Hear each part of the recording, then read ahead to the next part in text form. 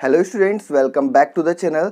हम लोग class 10th का chapter number 2 acid bases and salts कर रहे थे, जिसमें आज हम लोग डिस्कस करने वाले हैं chemical properties of acids and bases, यानी कि एसिड और बेस हमारे मेटल के साथ या नॉन मेटल के साथ या सॉल्ट्स के साथ किस तरीके से रिएक्शन करते हैं उसके बारे में हमें आज पढ़ना है। जिसमें सबसे पहले हम लोग स्टार्टिंग करेंगे आज reaction of acid with metal, यानी कि जब भी हमारा एसिड जो है वो मेटल से रिएक्ट करेगा तो वो क्या बनाएगा। तो हम लोग यहाँ पे सबसे पहले एक जनरल इक्वेशन लिख लेंगे। तो जनरल इक्वेशन में हमने एसिड लिखा प्लस मेटल लिखा, और हमेशा ये हमें क्या देता है, सॉल्ट देता है और साथ में हाइड्रोजन गैस देता है। ठीक है, ये आपकी जनरल इक्वेशन हो गई। बच्चों, आपको जनरल इक्वेशन ज़रूर याद होनी चाहिए, क्योंकि अगर आपको जनरल इक्वेशन याद होगी तो आप कोई सा भी एसिड लेके किसी भी मेटल से रिएक्ट करा के आप इक्वेशन लिख सकते हैं, या अगर आपको लिखा हुआ आता है तो आप वहाँ पे कंफ्यूज भी नहीं होंगे। तो यहाँ पे हम लोग एक एसिड ले लेते हैं, हमने HCl ले लिया, एक मेटल ले लो, यहाँ पे आयरन ले लिया। ठीक है, अब ये HCl एसिड है या बेस है ये कैसे पता चलेगा, तो इसके ऊपर एक सेपरेट वीडियो बनाई गई है। आपने जो पहले के पार्ट नहीं देखे हैं तो आप जाके प्लेलिस्ट में इसके पहले के पार्ट देख सकते हैं, वहाँ से आप लोग समझ जाएंगे कि कौन से एसिड को पहचानने का तरीका क्या होता है और बेस को पहचानने का तरीका क्या होता है। ठीक है, तो यहाँ पे हम लोग क्या करेंगे, जब इसको एसिड से रिएक्ट कराएंगे आयरन को, तो ये हमारा क्लोरीन के साथ कंबाइन हो जाएगा और FeCl2 बना देगा और साथ में हाइड्रोजन गैस रिमूव हो जाएगी। ठीक है, सेम इसी तरीके से अगर आप H2SO4 से रिएक्ट कराते हो आयरन को, तो उस केस में भी क्या हो जाएगा, FeSO4 बना देगा, FeSO4 बना देगा और हाइड्रोजन रिमूव हो जाएगा। ठीक, और यहाँ पे हम लोग हाइड्रोजन की प्रेजेंस फाइंड आउट करने के लिए कि हाइड्रोजन गैस निकल रही है या नहीं, हम लोग एक टेस्ट का इस्तेमाल करते हैं जिसे हम लोग पॉप टेस्ट कहते हैं। पॉप टेस्ट के केस में होता क्या है कि हमने मान लीजिए कि यहाँ पे एक बीकर लिया, ये पूरा का पूरा सील्ड बीकर है, यहाँ पे हम लोगों ने इसके अंदर एसिड डाला है। जैसे ही हमने यहाँ पे ढक्कन खोल के इसके अंदर एक मेटल डाल दिया, एक लोहे का टुकड़ा डाल दिया, तो क्या होगा, इस केस में रिएक्ट करेगा, रिएक्ट करके सॉल्ट बना देगा और यहाँ से एक पाइप है जहाँ से हाइड्रोजन गैस निकलेगी।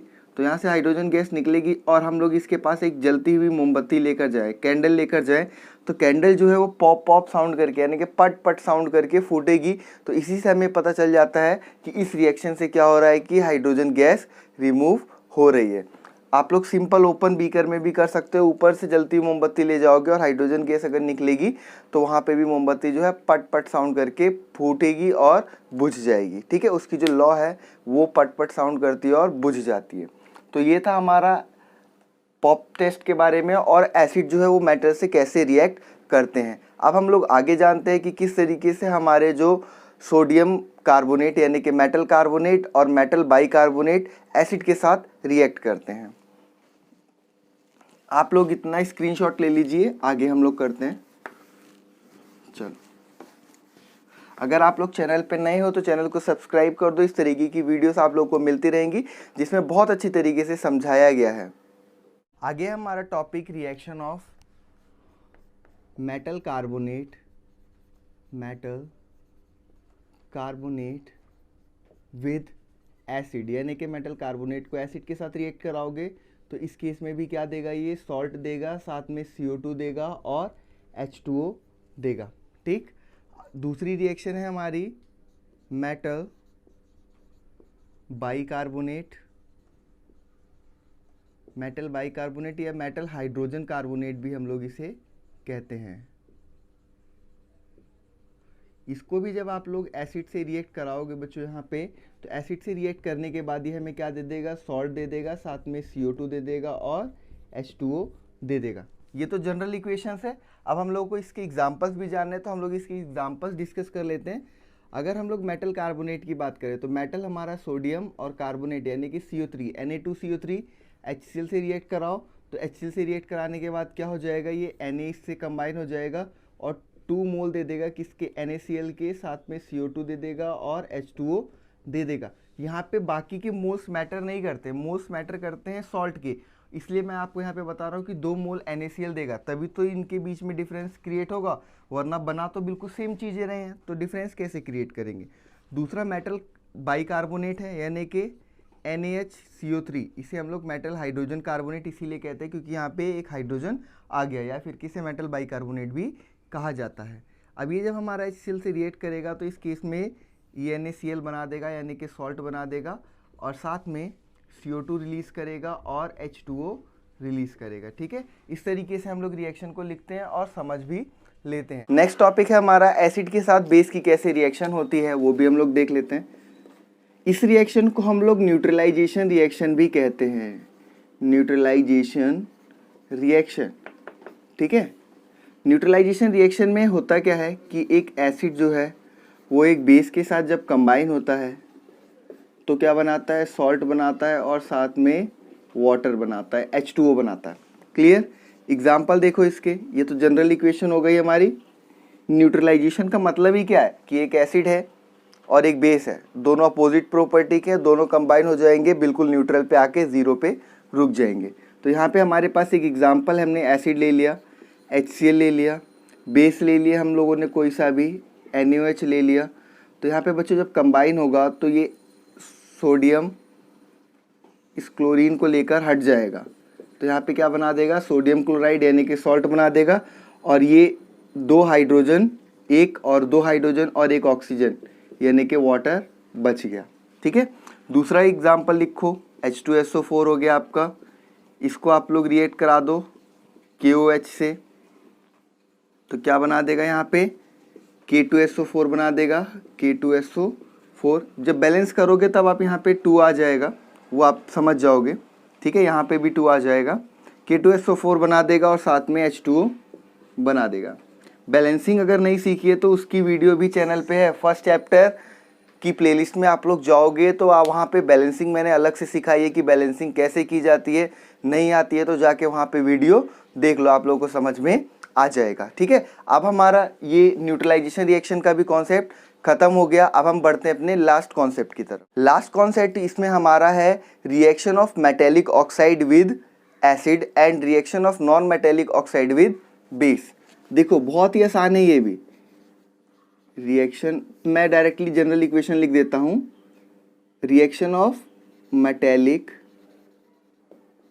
ऑक्साइड विद एसिड और reaction with non metallic oxide with base. अब इस केस में ये क्या करेंगे, तो इस केस में भी बच्चों ये क्या बनाएंगे, सॉल्ट बनाएंगे और वाटर बनाएंगे। यहाँ पे भी ये सॉल्ट बनाएगा और वाटर बनाएगा। क्लियर है बात। देखो एग्जाम्पल देखो कैसे मेटेलिक ऑक्साइड की बात करता है। ठीक है, इसी को आपको रिलेट करना भी सिखाऊंगा। मेटेलिक ऑक्साइड की बात कर रहा है, हम लोगों ने ये पढ़ा था कि जितने भी मेटल के ऑक्साइड है वो सारे के सारे कैसे होते हैं, नेचर में बेसिक होते हैं। तो यहाँ पे पूरा का पूरा मेटेलिक ऑक्साइड एक बेस की तरह काम करेगा।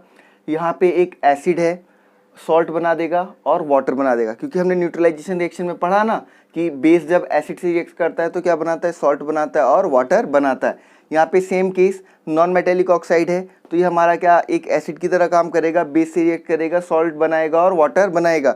लेकिन अगर कभी ऐसा आ जाता है कि मेटेलिक ऑक्साइड को आपको बेस से रिएक्ट कराना है तो उस केस में रिएक्शन ही नहीं होने वाली है। ठीक है, तो यहाँ पे एग्जाम्पल लिखो, मेटेलिक ऑक्साइड Na2O ले लो, सोडियम ऑक्साइड ले लो, मेटेलिक ऑक्साइड है, एसिड के साथ रिएक्ट करा दो HCl के साथ, NaCl